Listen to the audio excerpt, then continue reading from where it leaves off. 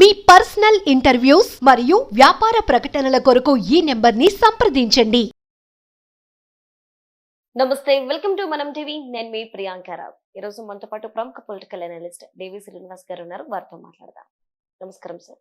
నమస్తే సార్, ఈరోజు అదానీ మీద అమెరికాలో ఒక కేసు ఫైల్ అయింది. అంటే 1750 కోట్ల రూపాయలకు సంబంధించి. అసలు ఆ కేసు ఏంటి? ఆ కేసుకి ఇక్కడున్న జగన్మోహన్ రెడ్డికి ఏం సంబంధం? జగన్మోహన్ రెడ్డి ఇవాళ ఇన్నాళ్ళు మనం ఏమనుకున్నాం, నేషనల్ అనుకున్నాం. ఇప్పుడు ఇంటర్నేషనల్.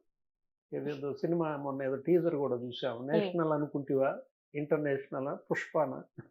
ఇప్పుడు జగన్ కూడా మనం ఏంటి, ఆర్థిక ఉగ్రవాది, అతను జాతీయ స్థాయిలో అనుకుంటే ఇవాళ అంతర్జాతీయ స్థాయిలో ఇప్పుడు అతని కోసం మరి ఆయన నిందితుడు అవుతాడు.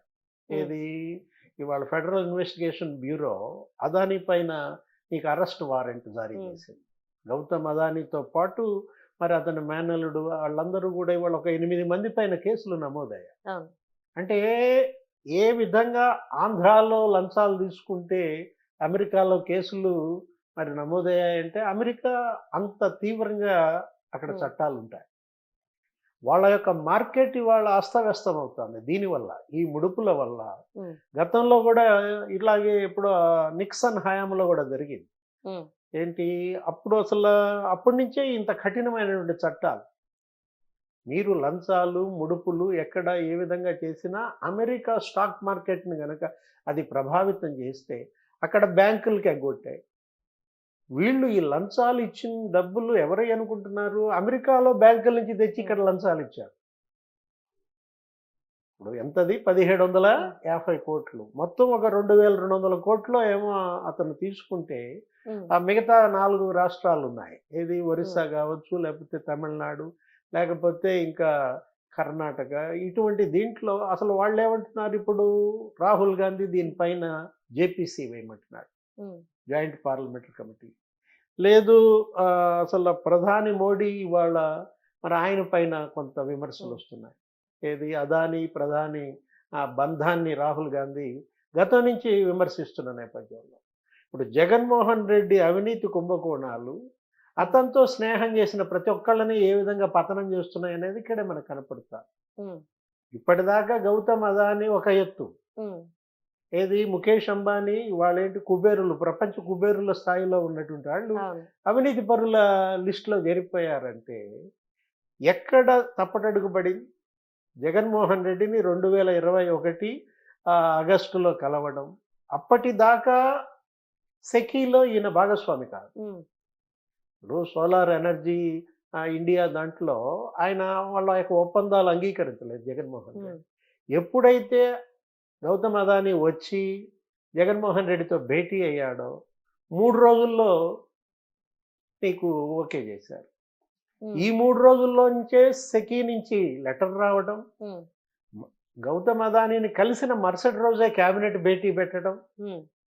అంటే ఇప్పుడు వాళ్ళ నుంచి లెటర్ వచ్చినప్పుడు సెకీ నుంచి అది ఎవరికి వెళ్తుంది? లెటర్ సెక్రటరీకి వెళ్తుంది, ఎనర్జీ సెక్రటరీ. ఆయన దగ్గర ఒక 2 రోజులు 3 రోజులు అది పరిశీలనలో ఉంటుంది. తర్వాత మంత్రికి పంపిస్తారు, ఆ తర్వాత ముఖ్యమంత్రికి పంపిస్తారు, తర్వాత కదా క్యాబినెట్ దగ్గరికి రావాల్సింది. కొన్ని వారాలు పట్టేది. నిన్న గౌతమ్ అదానీ రావు వచ్చి కలవడం, ఢిల్లీ ఆ సెకీ నుంచి లెటర్ రావడం, మరుసటి రోజు క్యాబినెట్లో ఆమోదం పొందడం ఎట్లా సాధ్యం? అంటే ఏంటి, అదానీతో జగన్మోహన్ రెడ్డి సీక్రెట్ భేటీ ఏంటి? ఆ రోజు మేకపాటి గౌతమ్ రెడ్డి ఇండస్ట్రీస్ మినిస్టర్గా చనిపోయారు. ఆయన అడిగితే అసలు ఆ గౌతమ్ అదానీ వచ్చిందే నాకు తెలియదు అన్నాడు. గౌతమ్ అదానీ సీఎంతో భేటీ అయిందే నాకు తెలియదు అన్నాడు. అంటే ఇండస్ట్రీ మినిస్టర్ లేకుండా కేవలం ముఖ్యమంత్రి అదానీ వాళ్ళిద్దరే గోప్యంగా అంత సీక్రెట్ భేటీ ఏంటి? అప్పట్లోనే దీనిపైన మీడియాలో వార్తలు వచ్చాయి. అదానీ ఫ్యామిలీ వచ్చి జగన్ ఫ్యామిలీతో విందు భేటీలు రహస్యంగా.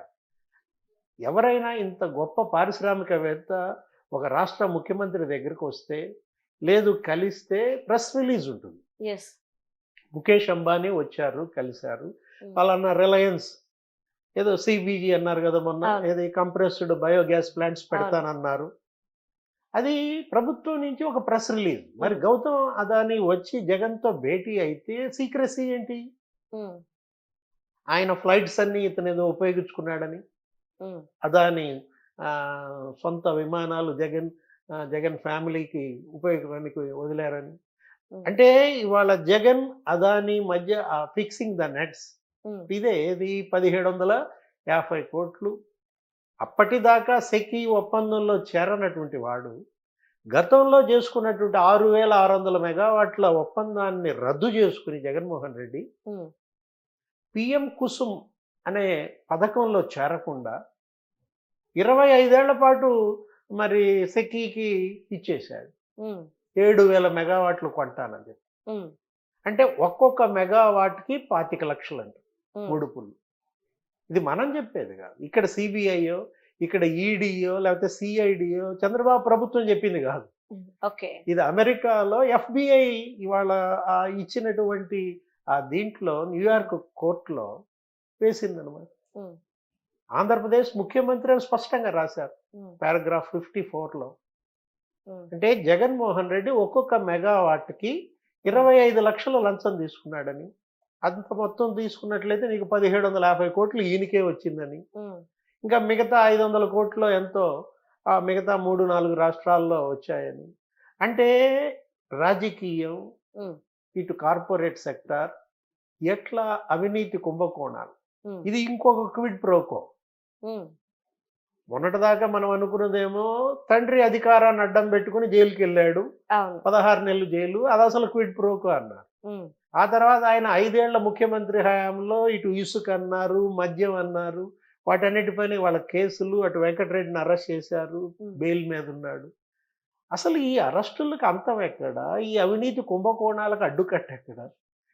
ఇతనే అవినీతి, జగన్మోహన్ రెడ్డి అవినీతి ఇవాళ హద్దులు దాటిపోయింది. ఉమ్, దేశ ఎల్లలు దాటి ఎక్కడికి వెళ్ళిపోయింది?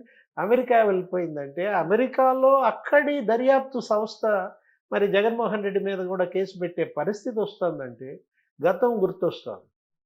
కేవీపీ రామచంద్రరావు పైన కూడా ఇలాగే అప్పట్లో కేసు పడింది అవును. రాజశేఖర రెడ్డి హయాంలో. అవును. ఏంటి 2007లో అతను కూడా ఏది ఆ టైటానియం కుంభకోణం అంటూ అవును. ఆ బోత్లీ ట్రేడ్ అనే కంపెనీతో ఆ ఉక్రెయిన్ వ్యాపారం ఎవరో వచ్చి ఇతన్ని కలవటం, ఉమ్, ఆ ఫిర్తాస్, ఉమ్, దానిపైన అమెరికా ఎఫ్బిఐ అప్పట్లో కూడా ఆ అవినీతి కుంభకోణాల గుట్టు బయట పెట్టడం. కేవీపీ రామచంద్రరావు పైన నీకు రెడ్ కార్నర్ నోటీసు కూడా జారీ అయింది. అవును. ఉమ్, ఆయన హైకోర్టుకి వెళ్ళి ఏదో మరి దాన్ని తెచ్చుకున్నట్టున్నాడు. అంటే కేవీపీ రామచంద్రరావు పరిస్థితి అలా ఉంటే జగన్మోహన్ రెడ్డి పరిస్థితి ఇలా అనమాట. ఉమ్, అటు రాజశేఖర రెడ్డి హయాంలో అది జరిగితే జగన్మోహన్ రెడ్డి హయాంలో ఇది జరగడం. అంటే ఎంత మీరు కప్పెట్టాలన్నా అవినీతిని కప్పెట్టలేరు. అది Okay. గబ్బు. అవినీతి గబ్బు అనేది ఇవాళ నీకు ప్రపంచం మొత్తం జగన్ అవినీతి గబ్బు విస్తరించింది. Okay. Right. Thank you so much.